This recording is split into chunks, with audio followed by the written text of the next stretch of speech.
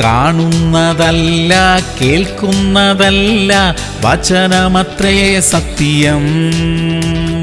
നമുക്കായി അരുളിയ വാഗ്ദത്തമെല്ലാം നിറവേറും നിശ്ചയമേ.